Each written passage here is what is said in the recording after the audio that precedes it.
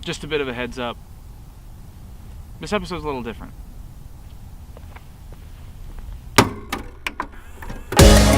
When I was a kid, I spent all of my time dreaming. And now that I'm an adult, I find myself looking back on those wild dreams and wondering, what would it look like to make those a reality? My name is Jared, this is me as a kid, and this journey we are about to go on is about figuring out how to make all of those crazy dreams happen.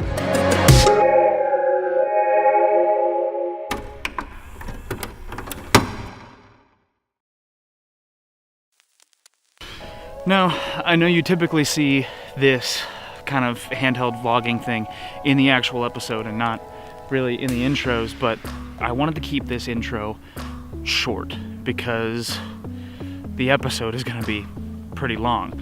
A couple months ago,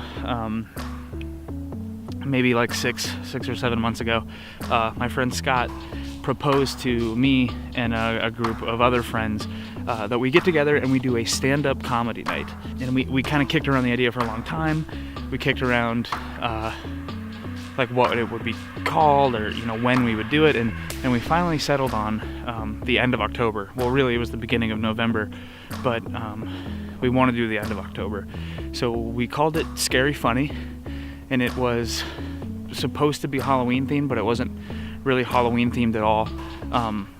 We got together and we did the stand-up comedy night, and I thought that would be the perfect thing to include in Grow Up. At the time I was kind of workshopping what this series would look like, what this show would look like, and what the episodes were going to look like, what the topics were going to be, and I thought back to my childhood, as I've done with every single one of these, and like growing up, like jokes and funny stuff was a big part of my childhood. I feel like it's a big part of everybody's childhood. Had a lot of people in my family who were really funny, who told jokes all the time. My grandfather was a big time joker, and so I thought back to, when it gets cold out, when it's winter time like it is right now. You can't really tell because there's no snow, but it's really cold out here. But when it gets cold and when it gets winter time, you want to go inside and hang out with your family and get together and just kind of enjoy each other's company. But that's what it felt like to me. It was a bunch of friends getting together and just cracking jokes and having fun and enjoying each other's company. So I wanted to keep the intro short because it's going to be a really long episode, and I have edited these for time. So what you're seeing now is actually an edited version of how long everybody's segment was. We were told to do about 5 minutes. Everybody ended up doing around 15. And so they've been edited, so if some of the cuts feel a little weird, that's why I kind of had to cut them down for time. So this is Scary Funny that you're about to witness. I hope you enjoy it. I hope it's fun for you, and you know what? If your family's around, and you guys like to, watch stand-up comedy together, take some time, pause the video, go gather up whoever's in your house, and enjoy this with some other people, because that's kind of what the spirit of this particular event was, and let's make the spirit of this video that same thing. I'm excited. I think we should start with the pledge. Is everyone okay? I think we should honor the country while we're here. So if we could, does anybody have a flag? I forgot mine. This seems like a crowd of kneelers, doesn't it? Too topical. I actually had a big giant plan that I wanted to start this night out, where I would unfurl a banner that had written "Scary Funny" on it. But I actually wanted the kids to do it because I wanted some plausible deniability. I wanted it to actually be misprinted and write "Scary Fanny." You know how many times it's "Scary Fanny" to start the night? Because the last time that I saw "Scary Fanny" is when my grandma made me put sunscreen on her back. That's a true story. My grandma, for whatever reason, in her 60s, used to ask me, who was 10 to 12 at the time, to apply her sunscreen before she sunbathes, because obviously at 60, tan lines are a very big deal. Grandma actually turned 79 today. Today is her birthday. If you've seen Instagram, Grandma is 79 years old, which is awesome. So I wrote her this long, emotional, like, oh, I can't believe all the wonderful things that you have done for me. What a great influence you've been on me. Unfortunately, she doesn't use social media, so she won't see my tribute, but I will just text her how many likes I got. So that'll be just as good, I think. So, first off, I wanted to look nice for tonight, so I went and got a haircut yesterday, which is the most anxious thing that I could possibly do beforehand, because I'm very uncomfortable making small talk with one individual person. I would much rather be talking to about 5,000 people.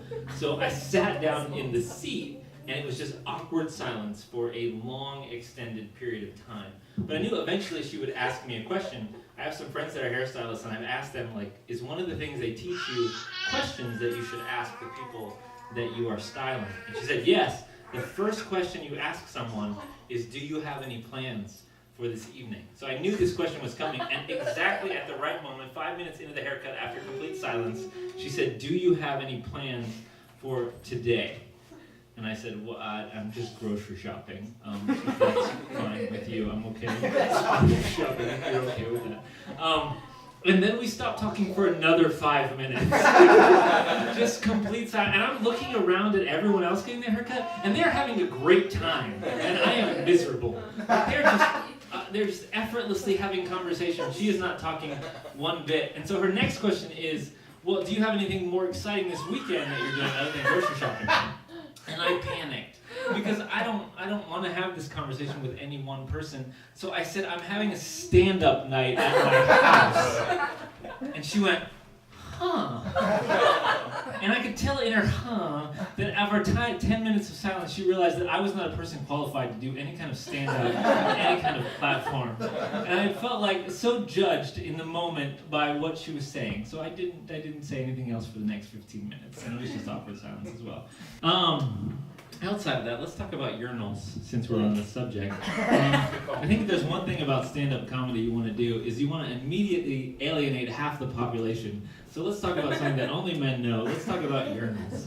I've been around the world, okay, and I'm convinced that the trough only exists in America. I don't know if you know if you're a woman, what a trough is, but occasionally a restaurant or a drive-in movie theater will not have the resources necessary for individual urinals, and will instead cut a pipe in half and expect everyone to line up and pee in that slanted pipe as it goes to wherever it goes. Now, what I do when I go to this trough is I feel like you have to go ahead, because there are no stalls. You're just shoulder to shoulder with everybody in the trough. You have to go ahead and establish your territory. So what I'll do is a zigzag to the left and to the right, and I will establish an invisible urine barrier of where I think Those are ears. little tiny ears. Oh, so sorry. So that is the only place in America there's these troughs. It's disgusting. If you go to the Lynn Drive-In in Strasbourg, you can get a trough firsthand.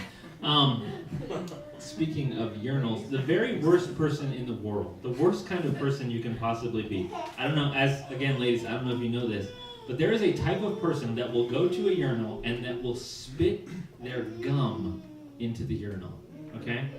This is not a joke. This is a disgusting thing that men do. Someone has to come and get that gum out of the urinal at some point. It's not going down the pipe. That's why if I ever dispose of any food in a urinal, it is full turkey sandwiches. I will make them easy to grab out of respect for the people that make me clean those urinals later. I got a clap for my baby on that. I always, also, this is something that I think about toilets. I feel very disrespected when the auto flush toilets don't flush. Like they don't respect me as a person. Don't respect. I also think that the person next to me, as I kind of gyrate around and they see only my feet and my pants moving, must be very uncomfortable with what I'm doing in that stall. Just flush, please. I've been trapped in bathrooms before. Not trapped in the sense that I can't get out, but trapped in the sense that my body won't let me get out because of what's happening inside of it. When I travel, I have a real bad problem. It's not so much north to south. If I go to Latin America, I'm fine. But anywhere east to west, like outside of those continents, my body does not agree with that type of travel. So if I'm going east to west, anything in my bowels is going north to south. And so we were traveling once, and it came time to land. Actually, we're landing in Africa for the very first time ever, and I had to go like you wouldn't believe. They had put on the fasten seatbelt signs. They had said, we are landing, you cannot move from their seats. And my body said, you have to move under every single circumstance. And I looked at my wife and I said, what are the rules in this circumstance? I don't know what to do. I don't know if I'm allowed, like legally. Am I going to get sued if I move at this point? And obviously she, of the right mind, said, you're going to want to do what you need to do in the toilet and not in the seat. And so I ran to the bathroom. And as the plane is landing, I'm in the stall of the airplane. The flight attendant is banging on the door saying, sir, we need you to return to your seat. And I said, dear God, no, you don't. I don't understand the amount of things. You don't have time to turn around this plane and get it moving in the other direction if you want me sitting in my seat. Because there are going to be things happening that you're not comfortable with. That was another applause from the baby there. So we've been doing puzzles as a family. So recently I bought a 1,500 piece puzzle. Like that's like the max of what we're going right now. That's how we live our life. And puzzling, if you could call it puzzling, is the one hobby I think that makes absolutely no sense, because you have actually, at some point you had a completed picture. Like it was done. And you're like, let's cut it up and arguably make it worse for the wearer by putting little creases all over it. But Deanna was out of town, so sorry, the puzzle joke didn't land. I've been working on that for a long time. I was like, I'll throw that in, that's gold! So Deanna was out of town, well, I don't know what she does. She was out somewhere. And I was doing the puzzle, 1,500 pieces, again, 1,500 pieces. And I was babysitting Nia at the time, the little baby that you see in front of you. And I accidentally, at some point, must have dropped a piece, okay? And so I caught her midway through eating one of the 1,500 puzzle pieces, okay? By the time I got it out, it was like half eaten, so it was ruined at this point. Now, I was worried, I was panicked, because obviously Deanna loves that puzzle. That's going to be the first thing she cares about, is that the puzzle piece is missing. So I did the only reasonable thing that you could do in that moment. I have been slowly feeding her the other 1,499 pieces. And we're just going to see what comes out. If it's complete in the end. Not any segue other than it's Garrett's turn. I am not at all prepared for this. I went to rehearse this last night, and I timed myself, and I was 15 minutes. Perfect. Which is just about how long everybody else has gone this far, so I think maybe all the stuff that I cut out was a bad choice. See? It's That's a crack that I don't think was there before. I've created a new problem. We'll see how it goes. So I like movies. I don't know if any of you guys know that about me. It's a part of what I do every day. But I like movies a lot. And recently I was watching this video on the internet, and someone said to me, I didn't say to me, they said to everybody who's watching the video. Wherever they were. He said that the sound is at least 65% of the experience of the movie. Like that, the sound is important. And I thought, it's stupid. Why would I spend that much money on a TV if the sound is the most important part? I would spend more money on the sound system, but it's fine, right? So the sound's more important. And I thought, it's actually true, but what's more important than the sound of the movie is the sound that's in the theater when you're out, watching the movie at a theater. I went to a movie, this is probably 4 or 5 years ago, with my lovely wife who's back there. Went to go see a movie. It was called The Fault in Our Stars. Very sad. Very sad movie. Yes. Yeah. It was a very emotional, very, very sad movie. And behind me, we were sitting up front, so I was like this. We're sitting up front, and behind me are at least 150 teenage girls. There's probably like 2 or 3 other dudes in the theater, and we're like flashing gang signs to each other, like, yeah, like, I got you, like, that kind of thing. I understand where you're at, like all these girls in here, but you know, we got it.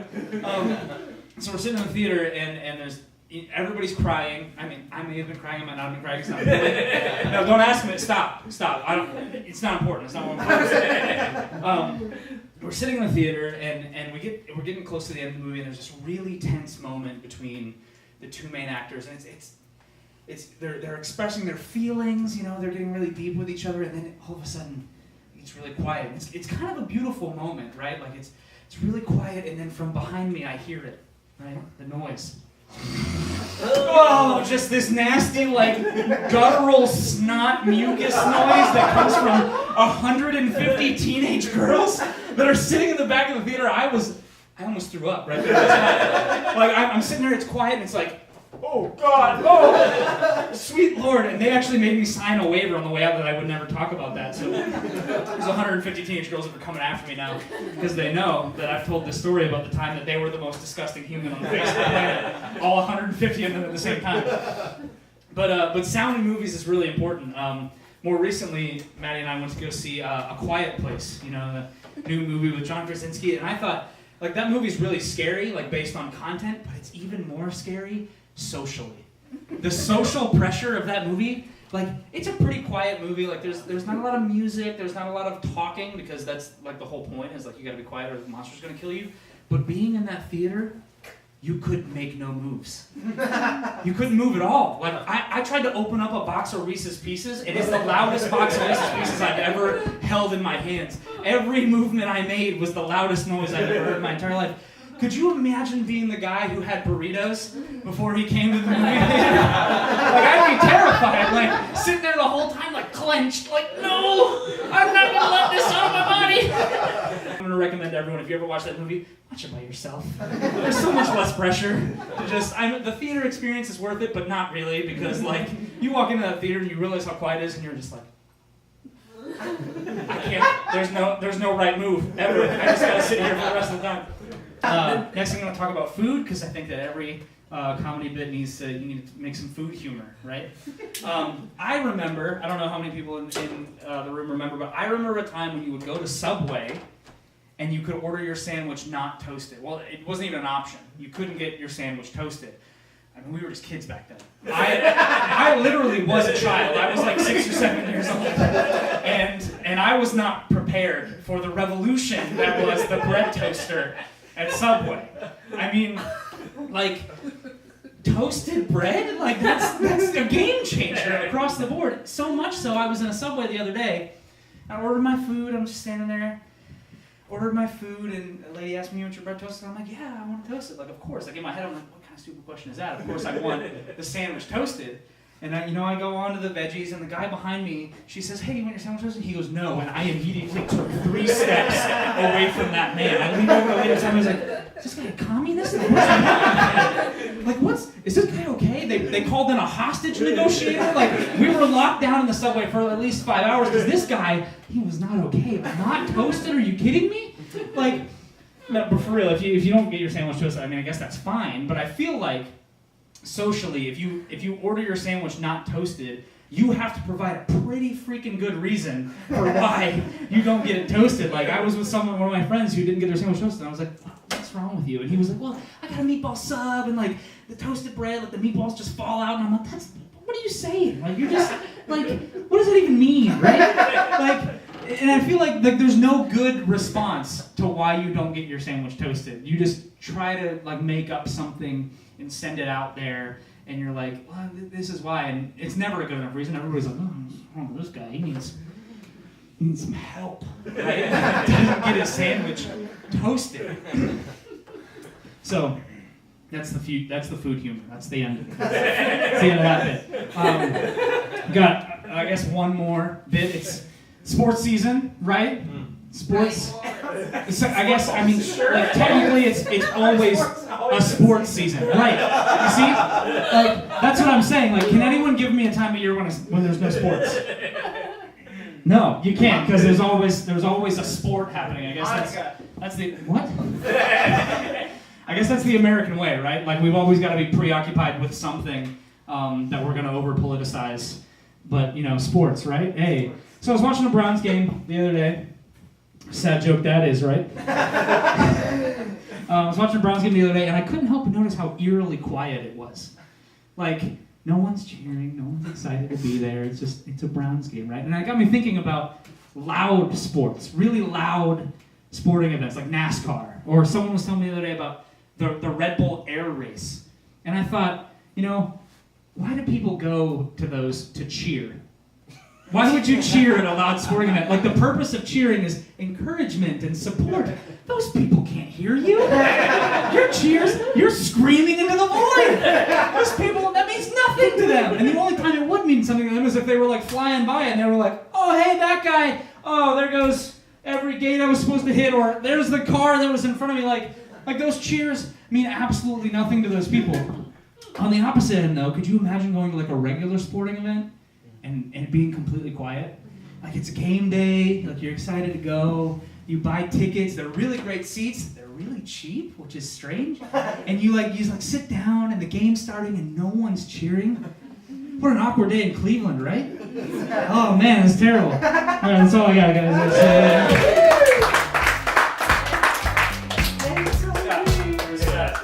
Before we even get to the next whatever that thing is. We have one final performer tonight. She's coming back!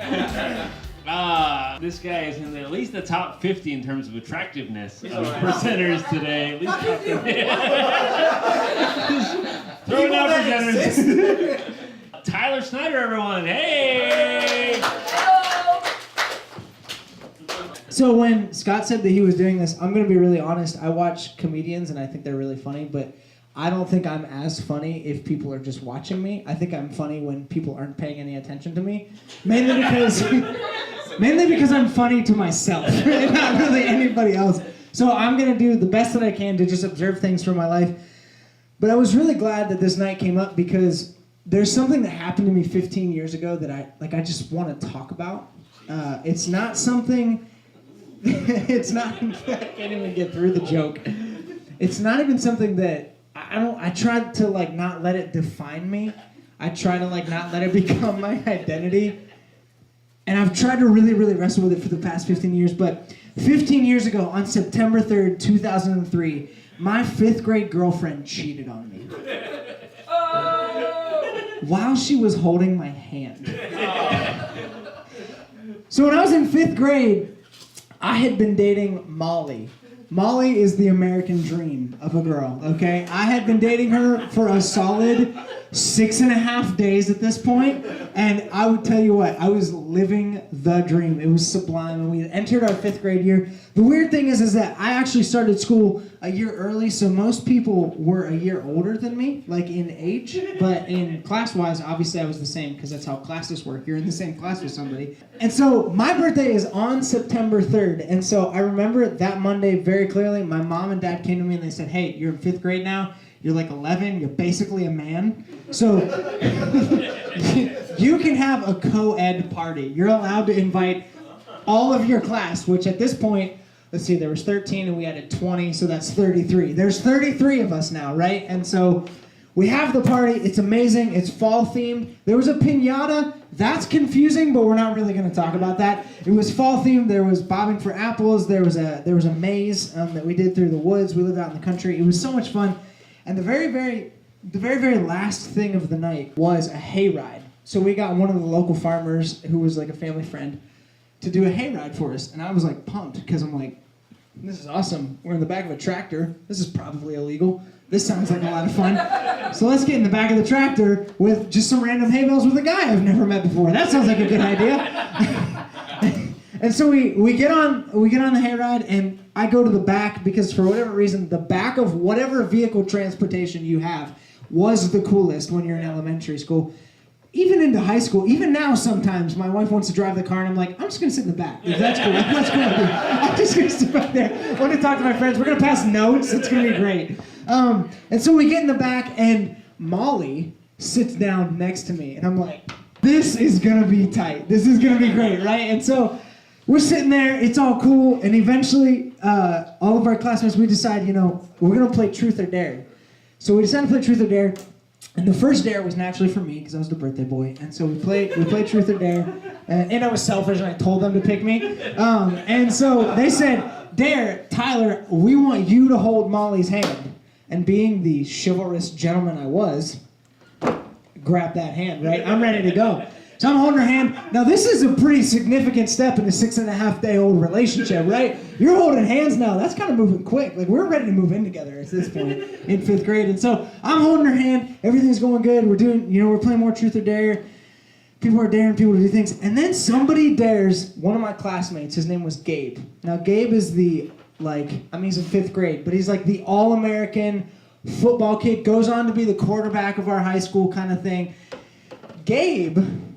Somebody dares Gabe to kiss Molly on the cheek. Gabe, being a respectable gentleman, understanding that this now 6.5-day-old relationship has been solidified by holding hands, says, no, that's Tyler's girlfriend. 5 or 10 minutes later, somebody dares Molly to kiss Gabe on the lips. Which, I'm like, are you paying attention? Like, this just happened 5 minutes ago, right? And so, I'm looking away, right? I'm like, shut. You know what I mean? Gabe just denied her. It's not going to happen. I turned my head and I realized my worst fear after 6.5 days of the most blissful relationship I've ever been in. Not only is Molly kissing Gabe on the lips, there's tongue. It's happening. It's happening. And if that's not bad enough, I look down and we're still holding hands. 6.5-day-old relationship in 5th grade. My girlfriend had a passionate love affair while holding my hand. A few weeks ago, I'm in the BMV, right? That's naturally where this has to go. And so I'm in the BMV and I don't even know why I was there. You never know why you're there, and then you get to the counter and you remember it and you figure it out and it's all good. So I'm in the express lane at the BMV, which is a joke in and of itself. But I'm standing there. All I have to do is renew my registration or something. And I'm looking, yonder, and I'm seeing 2 or 3. It's a big BMV. I don't know if you guys know this. Tuscarawas County is massive, okay? And I'm looking yonder at a scholarly gentleman, probably in his mid-50s, okay? I think what he's doing is renewing his license, okay? And he's standing at the counter with that weird, binocular machine that you have to put your face down into to take the vision test, I don't know why they haven't just talked to the eye doctors and just put a sign up on the wall. That would make a lot of sense. No, let's get this really difficult machine and let's attach it to our counter and you make it really uncomfortable to get to and all that stuff. And so I'm standing there and you could ask Alyssa, I am notorious for eavesdropping. A lot of times, sometimes date night can be ruined by my eavesdropping because I spend most of the time listening to what everybody else has said. And so in the BMV, what else is there to do? I have boring documents in my hand. The sign says I'm not allowed to use my cell phone. I'm sitting here and this older gentleman, mid-50s, which would be 55, is standing at the counter, right? And he's like, okay, I'm ready to take the eye test. And the lady behind the counter, I'm sure she meant well, but she goes, okay, what you're gonna need to do is just put your head against the machine and just read off. There's gonna be 5 lines. We're gonna do 1 line at a time. I just need you to tell me the colors of each of the words in the line. So he looks down, and so he's reading them off, whatever, red, green, yellow, blue, and so finally he gets to the final line. She goes, okay, and I only know this because I hear her say this. She goes, all right, this is the last line. Now this is the hardest one. This is the one you need to pass the test. And he goes, okay, I don't see very well, but let's give it a try. Because if there's one thing I want you to do on I-77 is just give it a try, right? So he looks down into the machine, right, and he's looking at the machine, he goes, red, yellow, green, red, yellow, green, blue, yellow, orange, which is not on the test, blue. And he steps back, looks at her real confident, and then she goes, well, there's one more color. Okay, that's a natural mistake. He looks back in and he goes, no, I can't see that. And she goes, why don't you just try really hard? What do you think it is? Brown. She goes, do you mean green? I'm sorry, are we helping people cheat? Is that what we do at the B&B? We wake up, it's like 7 a.m., we get in for staff meeting at 8 a.m. All right, everybody, let's figure out how to help old people drive today. Like, is that the goal of working in the B&B? No, like, that's scary to me. I don't want to be on the road with that, right? So I was at the dentist. In fact, I was at the dentist for most of this fall. I had to have a root canal done, all this crap that I've never had to do before, and I just hated all of it. I mean, it didn't hurt. It was fine. Like, everybody told me, like, root canals hurt. They don't hurt. They're just boring. You know what I mean? Like, you just can't sit. It's so crazy. I'm just like a massive hole in my tooth. That's all it was. I knew something was wrong, okay?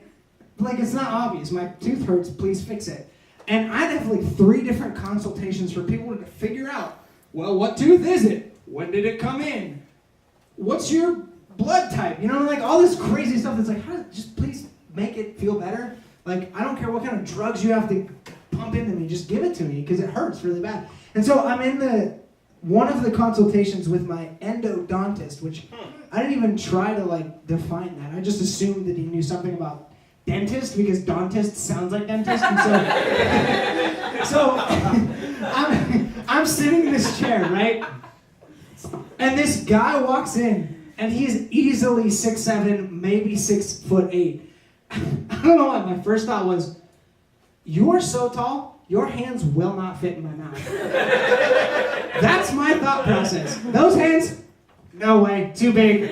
It's not gonna happen, right? And so he comes in. He's like super positive, which is really weird because like dentists have this like ability to like fly in on a chair from some other dimension where there are children screaming and grown adults crying, but they can come in on a chair and everything's fine. We ended up doing the root canal, and I mean, the entire time I'm listening to Kathy Lee and Hoda talk about whatever garbage they're talking about, all I can think of is, I can't believe this guy's fitting his hands in my mouth.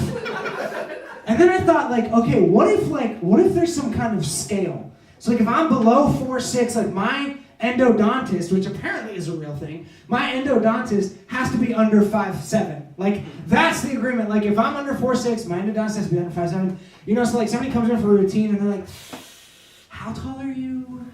What are you, like 4'6"? 4? Well, I'm 4'5.5", which is garbage. Like, people are not half sizes, you know? I'm like 4'5.5". Oh, God. We're gonna have to call Canada. We don't have anybody short enough. Thank you very much, everybody.